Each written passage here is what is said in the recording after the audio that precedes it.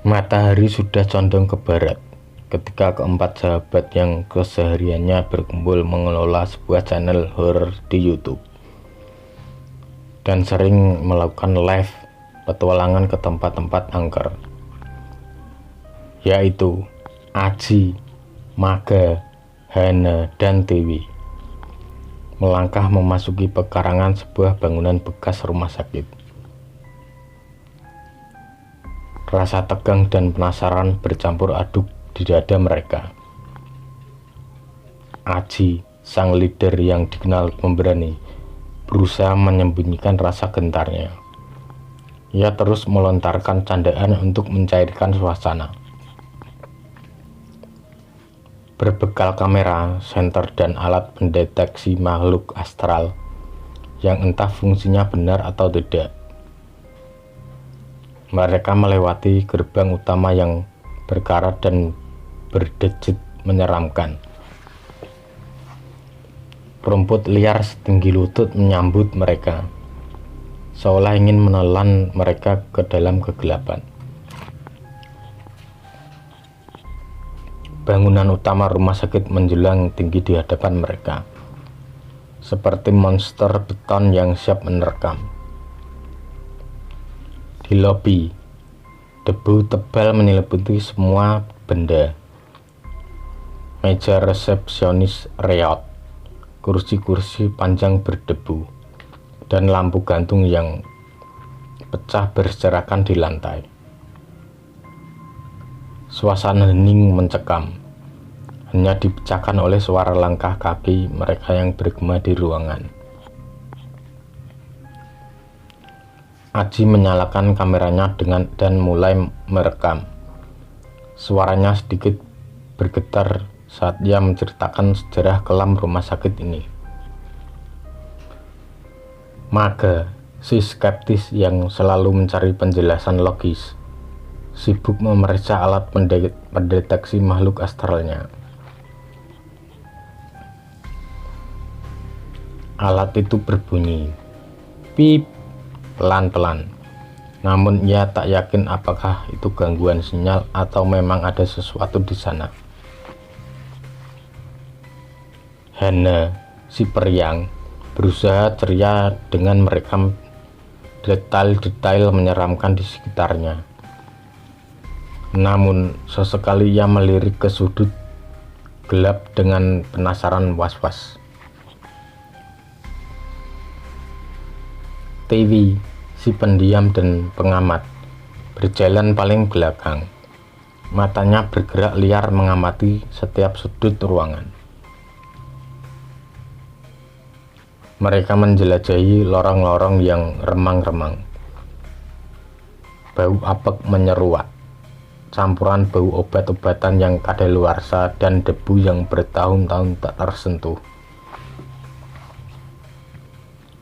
Pintu-pintu ruangan pasien terbuka terengah-engah, memperlihatkan ranjang-ranjang besi berkarat dan lemari obat yang kosong melompong. Suasana mencekam semakin terasa ketika mereka memasuki ruangan operasi. Di sana, meja operasi masih teronggok dingin. Instrumen-instrumen bedah berkarat dan berdebu. Aji memfokuskan kameranya ke meja operasi. Tiba-tiba, kalian lihat nggak? Di jendela kayak ada bayangan putih lewat. Seru Hana. Suaranya bergetar. Mereka semua menoleh ke arah jendela.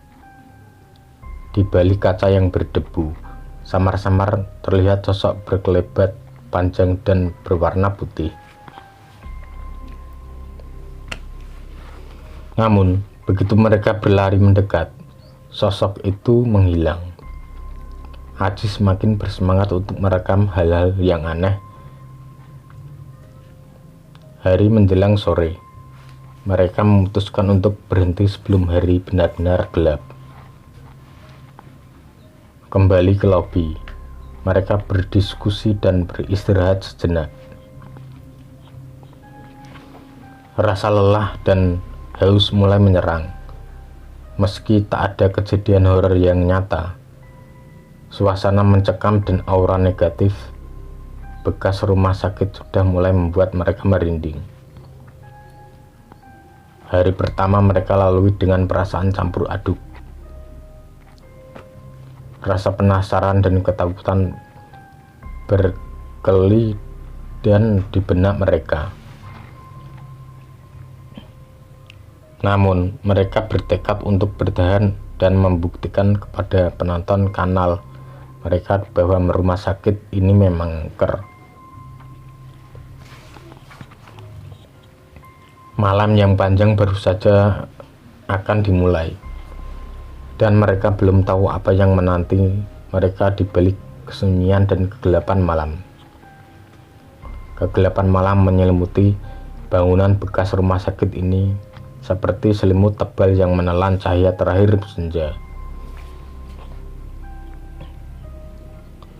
Suhu udara di dalam bangunan tua itu pun seolah ikut menurun drastis.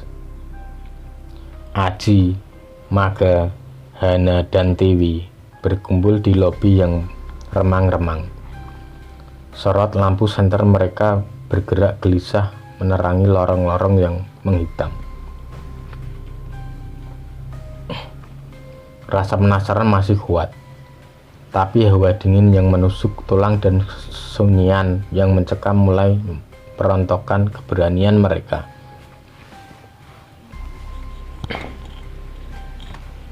Aji yang berusaha tegar menyalakan kamera dan mengumumkan pada penonton kanal mereka bahwa malam ini akan terjadi malam penantian. Mereka berencana untuk berpatroli dan merekam setiap sudut bangunan, berharap bisa menangkap fenomena supranatural yang selama ini menjadi legenda rumah sakit ini. Suara langkah kaki mereka bergema di lorong-lorong yang sunyi. Sesekali mereka mendengar suara gesekan dari kejauhan. Entah ranting pohon tertiup angin atau sesuatu yang lain. Maga dan Tiwi berusaha bertugas memeriksa kamar-kamar pasien yang pintunya terbuka lebar bagaikan mulut raksasa siap menelan mereka. Di dalam kamar-kamar itu, mereka menemukan peralatan medis yang sudah berkarat, tempat tidur yang reot, dan bekas-bekas obat yang berserakan. Suasana mencekam semakin memuncak. Sementara itu, Aji dan Hana berjalan menuju ruang operasi. Di sana, instrumen-instrumen bedah yang berkarat dan berdebu tampak semakin menyeramkan di bawah sorotan lampu senter mereka. Tiba-tiba, Aji merekam ke arah jendela. Kalian dengar gak? Bisiknya. Suara tangisan anak kecil. Hana menajamkan pendengaran. Memang sayup-sayup terdengar suara tangisan lirih yang berasal dari lorong lain. Mereka berempat berkumpul kembali. Rasa takut kian membuncah. Suara tangisan itu semakin jelas dan mendesak. Hana merasa tak kuat menahannya. Ayo kita cari sumber suara itu, kata Aji, berusaha terlihat berani. Mereka berempat menyusuri lorong yang gelap. Suara tangisan itu menjadi penunjuk jalan mereka yang mengerikan. Sampai di ujung lorong, mereka menemukan sebuah pintu yang terkunci rapat. Suara tangisan itu berasal dari balik pintu tersebut. Hana bergidik. Perasaan gak enak banget, bisiknya. Maga mencoba membuka paksa pintu tersebut, namun tak berhasil.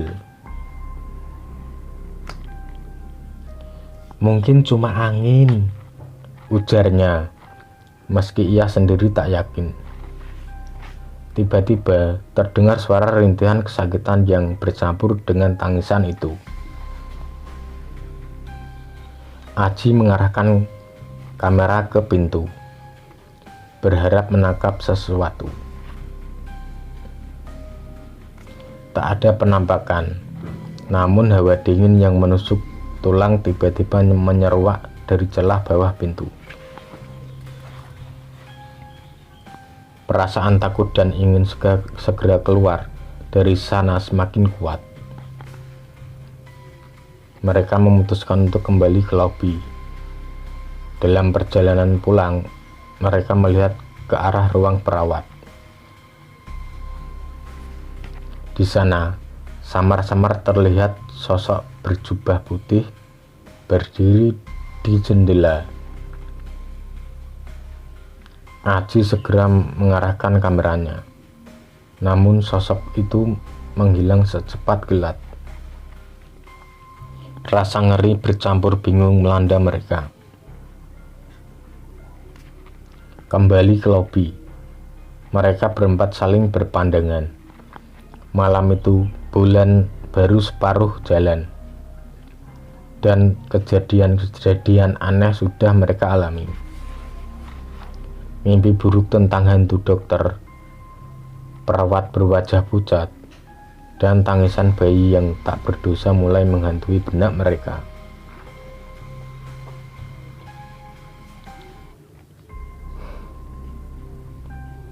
Malam di bekas rumah sakit ini terasa begitu panjang, mencekam, dan dipenuhi dengan teror yang tak terjelaskan. Malam di bekas rumah sakit tua ini terasa berjam-jam. Setelah kejadian di ruang perawat dan suara tangisan misterius, Aji, Maga, Hana, dan Tiwi memutuskan untuk beristirahat di ruang rawat inap yang terlihat paling aman. Mereka berbaring di ranjang-ranjang besi berkarat, dibalut selimut tipis yang mereka bawa. Udara dingin menusuk tulang, dan suara gesekan dari luar seperti kuku panjang yang menggores papan semakin menambah kengerian. Mimpi buruk pun berdatangan. Aji bermimpi dikejar sosok dokter tua berjubah putih. Wajahnya pucat dengan noda darah di sekitar mulutnya. Dokter itu mengacungkan pisau bedah karat sambil berteriak, "Obat ini untukmu." Maga diganggu mimpi sosok perawat berwajah pucat dengan mata kosong. Perawat itu mendekatinya sambil berbisik, "Sakit sekali, tolong aku," dengan suara parau yang mengerikan. Hana bermimpi digendong oleh seorang wanita berambut panjang yang wajahnya tak bisa dilihat. Wanita itu menangis terseduh-seduh sambil berkata, "Bayiku, di mana bayiku?" Tangisan itu begitu pilu dan menyayat hati.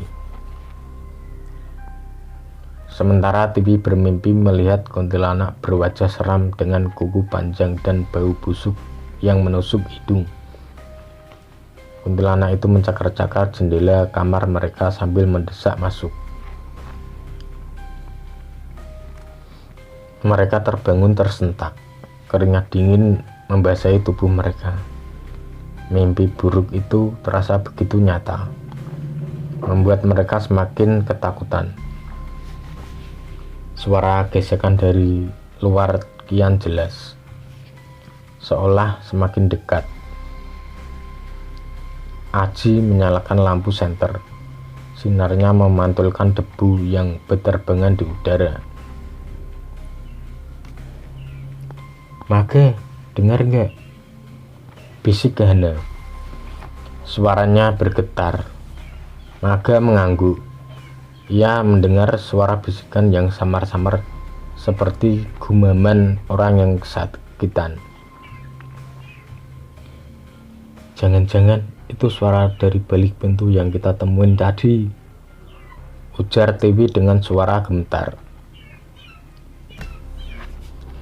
Rasa takut yang mereka rasakan kian memuncak. Tiba-tiba, suara ketukan pelan namun berulang-ulang terdengar dari pintu kamar mereka. Degup jantung mereka berpacu kencang. "Jangan buka," seru Aji. Suaranya parau. Ketukan itu semakin keras dan tak kunjung berhenti. Suasana hening mencekam menyelimuti mereka. Mereka berpelukan, saling menguatkan, tak berani melihat ke arah pintu. Setelah beberapa saat, suara ketukan itu berhenti. Namun, keheningan yang menggantikannya justru terasa lebih mencekam.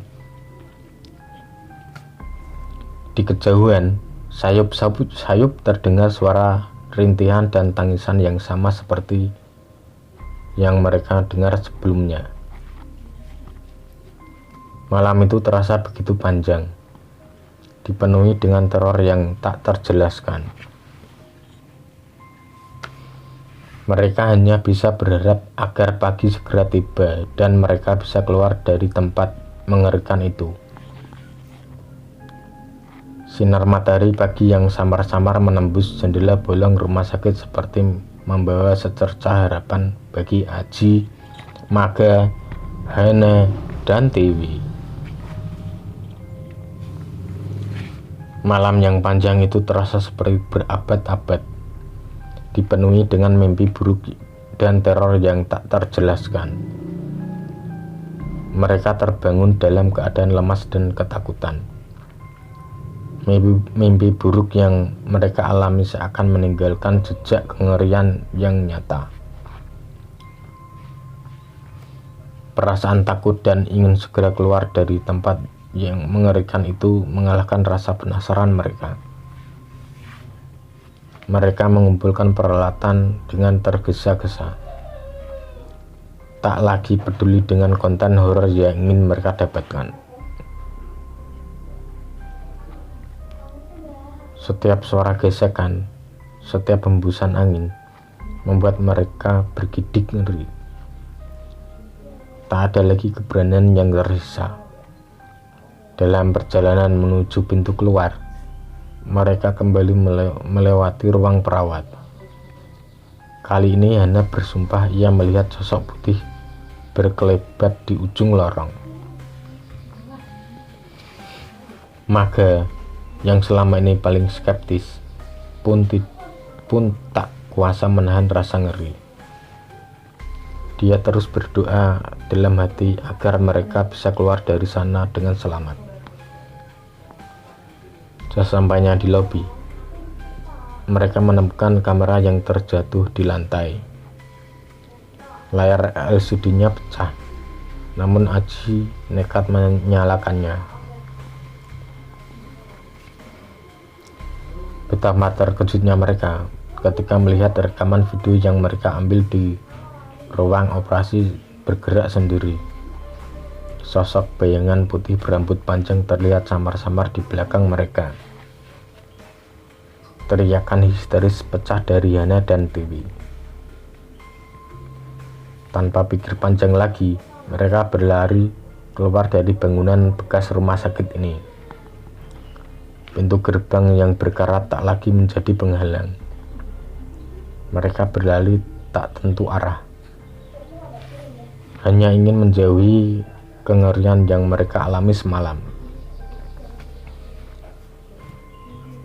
Setelah sampai di jalan raya yang ramai, mereka baru bisa berhenti dan mengatur nafas. Trauma yang mereka alami begitu mendalam. Mimpi buruk dan bisikan-bisikan misterius dari rumah sakit ini terus menghantui mereka, menjadi pengingat akan malam yang mengerikan itu. Pengalaman mereka di kanal YouTube terhenti di sana. Mereka tak akan pernah lagi menginjakkan kaki di tempat angker itu. Bangunan bekas rumah sakit tetap berdiri tegak. Namun bagi mereka, bangunan itu tak lagi sekedar bangunan tua yang terbengkalai, melainkan sebuah monumen kegelapan yang menyimpan rahasia mengerikan.